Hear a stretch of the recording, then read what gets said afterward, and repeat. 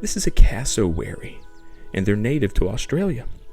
Defined by their striking blue skin and body covered in black bushy feathers, their only wish in life is to be striking against your body in a bush. Just like the penguin, it's unable to fly. And that's where the comparisons end, because this thing is a violent piece of shit. Standing at 4 feet fuck you inches tall, the locals commonly refer to them as "somebody help me, I'm going to die," or simply for short. However, unlike the penguin, cassowaries have functioning knees. Very functioning. And they know it. This allows them to deliver a powerful kick to pretty much whatever the fuck it wants with impunity.